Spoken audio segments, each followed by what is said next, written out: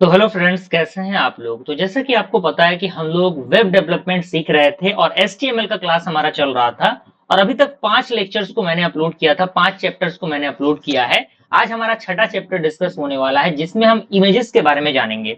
यानी किस तरीके से हम वेब पेजेस के अंदर इमेजेस को ऐड करते हैं, क्या हमारा फॉर्मेशन रहता है, उन सारे पॉइंट ऑफ व्यू पे हम लोग डिस्कशन करने वाले हैं।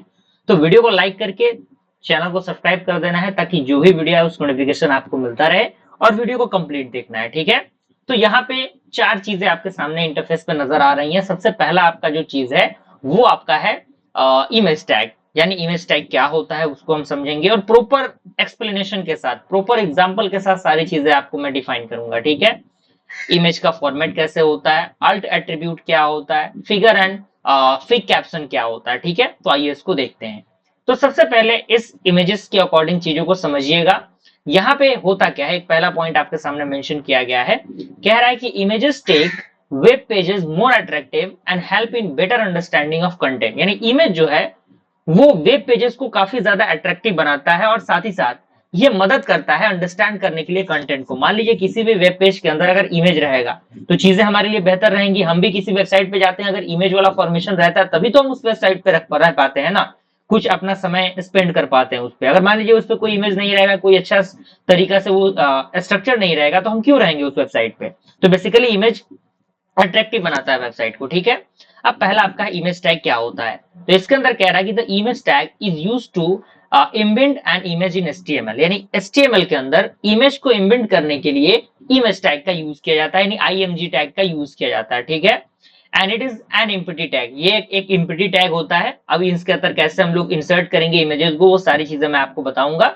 एंड इट यूजेस एसआरसी, जिसे हम लोग सोर्स कहते हैं, source attribute to specify the image path. यानी इमेज पाथ को स्पेसिफाई करने के लिए हम सोर्स एट्रीब्यूट का यूज करते हैं। जैसे यहाँ पे आप देखिएगा, इमेज टैग तो यहाँ दे दिया गया, लेकिन इसके अंदर एक सोर्स कोड दिया गया, और सोर्स कोड के अंदर इमेज का जो पाथ है वो दिया गया है। अब आइए हम लोग देखते हैं कि इसको कैसे हम इंसर्ट करेंगे। तो उसके लिए हमें एक इमेज को लेना पड़ेगा। तो इस इमेज को हम लोग एक फोल्डर के नाम से फोल्डर क्रिएट करके उसके अंदर हम लेके चलते हैं आपको, ताकि हम दिखाएं वहां पे डायरेक्टली।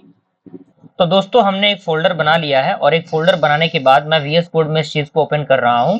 तो देख सकते हैं हम लोग वीएस कोड ओपन कर चुके हैं। वीएस कोड में हमने क्या किया है, मैं आपको थोड़ा सा इसको हटा के सारी चीजों को दिखाता हूं कि हमने किया क्या है। एक्चुअली आपको पता है कि हमने न्यू क्लास के नाम से एक फोल्डर बनाया है, और उस फोल्डर के मैंने अंदर एक इमेजेस के नाम से फोल्डर बनाया है। तो आपको भी क्या करना है कि इमेज के नाम से फोल्डर बना लेना है, क्योंकि जितने भी इमेज होंगे आप उसी के अंदर उसको ऐड करेंगे, ठीक है। और उस इमेज के अंदर मैंने अपने एक फोटो को ऐड किया हुआ है, ये फोटो मैंने यहाँ पे ऐड किया हुआ है, आप यहाँ पे देख सकते हैं। अब इसी फोटो को हम लोग क्या करेंगे, इसी फोटो को हम लोग क्या करेंगे, अपने वेब पेज के अंदर क्रिएट करके इसको लगाएंगे, ठीक है। तो आइए हम लोग इसको समझते हैं किस तरीके से हम इस चीज को ऐड करेंगे। हमने यहाँ पे एक फाइल क्रिएट किया, फाइल हमने यहाँ पे क्रिएट किया। मैं यहाँ पे थोड़ा सा बाहर इसको लेके चलूंगा, क्योंकि चीजों को थोड़ा सा आउटर साइड में हमें लेके जाना है, ठीक है।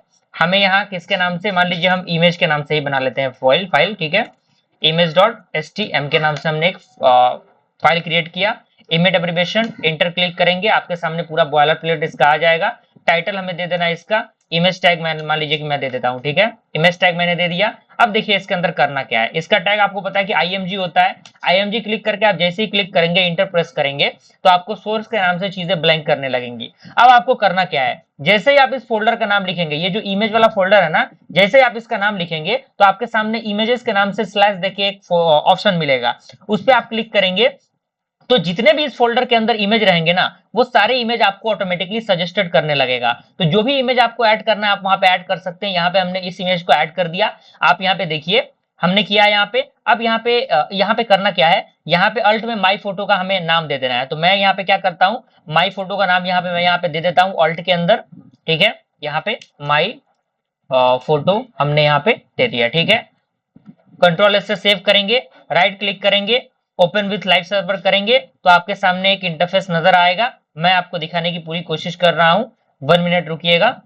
तो आप देख सकते हैं ये फिगर आपके सामने नजर आ रहा है, लेकिन यहाँ पे प्रॉब्लम क्या है, प्रॉब्लम ये है कि ये थोड़ा सा आपको जूम नजर आ रहा है। जूम क्यों नजर आ रहा है, क्योंकि हमने इसमें कोई ज्यादा सेटिंग नहीं दी है, क्यों ज्यादा हमने सेटिंग नहीं लगाया, सिंपल हमने इसके अंदर क्या किया है, इमेज को ऐड किया हुआ है। तो ये इमेज आप देख सकते हैं, इतना जूम आपको नजर आ रहा है, ठीक है। तो बस समझाने के लिए यहाँ पे ऐड किया गया है, ताकि हम इस चीज को समझ सके कि ये चीजें आखिर कैसे ऐड होती हैं, किस तरीके से हम इस चीजों को यहाँ पे हम ऐड करते हैं, ठीक है।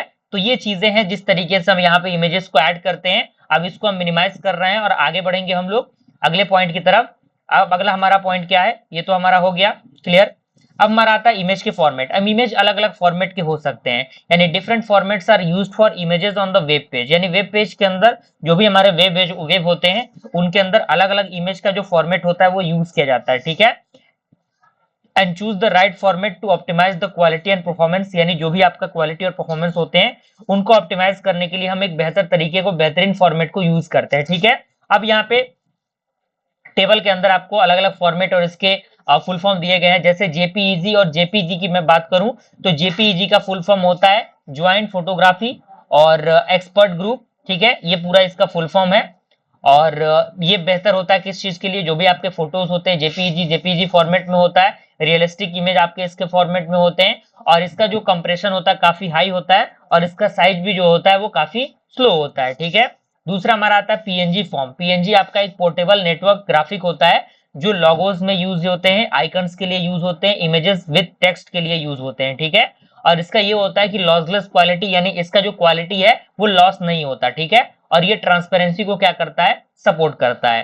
तीसरा हमारा है जीआईएफ। जीआईएफ आपने सुना होगा, व्हाट्सएप में आपने ज्यादातर से सेंड किया होगा इसको, जो कि आपका एक ग्राफिक इंटरचेंज फॉर्मेट होता है जिसमें सिंपल एनिमेशंस के लिए ये बेहतर होता है, स्मॉल इमेजेस के लिए बेहतर होता है, ठीक है। और ये सपोर्ट करता है एनिमेशन को और 256 कलर ओनली, ठीक है। वेब पी की बात करें तो ये आपका वेब पिक्चर फॉर्मेट होता है जो कि बेहतरीन होता है किस चीज के लिए, वेब इमेजेस के लिए, और इसका कंप्रेशन बेहतर होता है और इसका क्वालिटी हाई होता है। एसवीजी की बात करें तो ये आपका स्केलेबल, जो आपका स्केलेबल वेक्टर ग्राफिक है वो होता है, और ये बेसिकली लोगोस के लिए, आइकन्स के लिए, इलस्ट्रेशंस के लिए यूज होता है, ठीक है। और फीचर इसका ये है कि ये स्केलेबल होते हैं, इसका वेट काफी लाइट होता है और ये वेक्टर बेस्ड होते हैं, ठीक है। क्लियर हुआ, कोई परेशानी दिक्कत आपको यहाँ पे नहीं होनी चाहिए। आगे हम मूव कर रहे हैं। अगला हमारा आता है अल्ट एट्रीब्यूट। अल्ट एट्रीब्यूट हमने दिया था ना, अभी हमने बताया था आपको अल्ट एट्रीब्यूट के बारे में। अल्ट एट्रीब्यूट हमने दिया था अभी, तो अल्ट एट्रीब्यूट के बारे में बताया गया, कह रहा है कि alt that means alternative attribute provide text description of the image. यानी जो भी आपका इमेज है उसके टेक्स्ट डिस्क्रिप्शन के लिए ये प्रोवाइड करता है। यानी जो अल्ट होता है वो टेक्स्ट डिस्क्रिप्शन के लिए यूज होता है इमेजेस के लिए, ठीक है। And it is important for the accessibility and SEO. यानी जो आपका सर्च इंजन ऑप्टिमाइजेशन होता है और जो एसेसिबिलिटी होती है उसके लिए अल्ट को डिफाइन करना टैग के अंदर बहुत ही जरूरी होता है, ठीक है, बहुत जरूरी होता है, तभी सर्च इंजन ऑप्टिमाइजेशन सही तरीके से इसके अंदर काम करेगा, ठीक है। And shown if the image fail to load, मतलब मान लीजिए कि अगर मान लीजिए इमेज आपका नहीं है, उस कंडीशन में आपको जो टेक्स्ट है वो आपको देखने को मिलेगा, ठीक है। वो टेक्स्ट आपको क्या करेगा, देखने को मिलेगा। जैसे यहाँ पे फिर से हम क्या करेंगे, इमेज डॉट जेपीईजी और अल्ट हमने दे देंगे सनसेट ओवर द माउंटेन, ठीक है। तो यहाँ पे आप देखिए क्या आपको देखने को मिलेगा, इमेज इज अवेलेबल, अवेलेबल का कंडीशन में ये होगा और नॉट अवेलेबल के कंडीशन में आपको ये देखने को मिलेगा।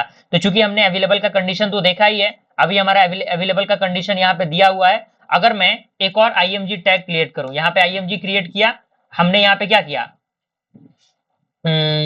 मान लेते हैं इमेजेस मैंने दिया सिंपल। अब यहाँ पे हमने कुछ नहीं दिया, कुछ नहीं दिया हमने, देखिएगा। और यहाँ पे हमने क्या किया, लिख दिया मान लीजिए हमने लिख दिया image not image not found, ठीक है, हमने लिख दिया। कंट्रोल एस से सेव करेंगे। अब देखिएगा आपको आउटपुट क्या मिलेगा। हम यहाँ पे जाएंगे, ओपन विथ लाइव प्रीव्यू करेंगे। आप देखिएगा ये तो चीजें सही तरीके से काम कर रही हैं, लेकिन यहाँ पे कॉर्नर देखिए, कॉर्नर पे, यहाँ पे एक कॉर्नर पे एक इमेज का थोड़ा सा सिंबल है, लेकिन वो इमेज हमें नजर नहीं आ रहा है। क्यों? क्योंकि यहाँ पे जो इमेज है वो हमने यहाँ पे ऐड किया ही नहीं है, इसीलिए यहाँ पे इमेज नॉट फाउंड लिख रहा है, जो कि आपके सामने यहाँ पे लिखा गया है। आई होप आपको चीजें समझ में आ रही होंगी कि ये किस तरीके से काम करता है, ठीक है ना। कोई परेशानी दिक्कत आपको यहाँ पे नहीं होनी चाहिए, ओके। अगला हमारा आता है फिगर एंड फिग कैप्शन, ठीक है। तो figure tag is use to group an image with a caption. यानी फिगर जो टैग है उसका हम यूज करते हैं अपने इमेजेस को ग्रुप करने के लिए, जो कि कैप्शन के अकॉर्डिंग होता है, ठीक है।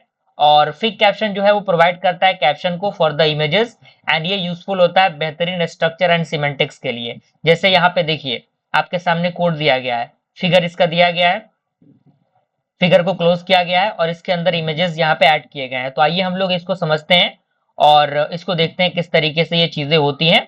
हमने यहाँ पे इसको फिर से क्या किया, इसको मैंने हटा दिया, यहाँ पे मैंने हटा दिया इसको।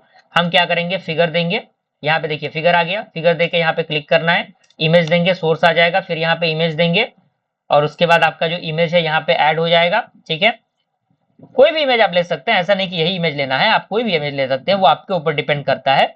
उसके बाद यहाँ पे फिक कैप्शन, ठीक है, फिक कैप्शन हम देंगे यहाँ पे, मान लेते हैं माई फोटो, अल्ट में मैं दे दे रहा हूँ यहाँ पे माई फोटो मैंने दे दिया, और इसी के अंदर फिक कैप्शन, फिक कैप्शन यहाँ पे आ गया, देखिए फिक कैप्शन आ गया।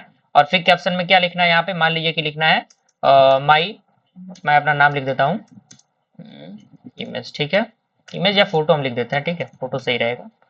कंट्रोल एस से सेव करेंगे, जैसे ही इसको ओपन विथ लाइव सर्वर करेंगे तो आप देखिएगा आपके इंटरफेस पे ये इमेज तो ऐड आएंगी, लेकिन यहाँ पे आपको क्या मिलेगा, यहाँ पे आपको, यहाँ पे ये जो नाम है वो आपको देखने को मिलेगा। ठीक है, तो ये चीजें हैं जो कि आपको डिफाइन करनी है यहाँ पे। ठीक है, कोई परेशानी दिक्कत आपको यहाँ पे नहीं होनी चाहिए मेरे हिसाब से।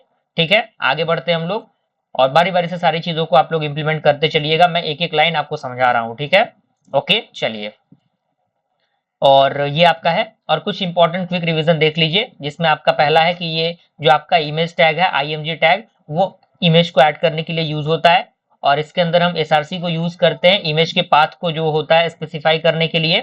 एंड ये हमेशा यूज करता है अल्ट इमेज को for the better accessibility, and ये चूज करता है राइट इमेज फॉर्मेट को for the web. And figure जो है वो ग्रुप करता है इमेज को विद द कैप्शन, यानी कैप्शन के अकॉर्डिंग। एंड फिक कैप्शन जो है वो ऐड करता है डिस्क्रिप्शन को इमेज के, यानी जो भी इमेज है उसका डिस्क्रिप्शन हम देना चाहते हैं तो उसके लिए हम फिक कैप्शन का यूज करेंगे।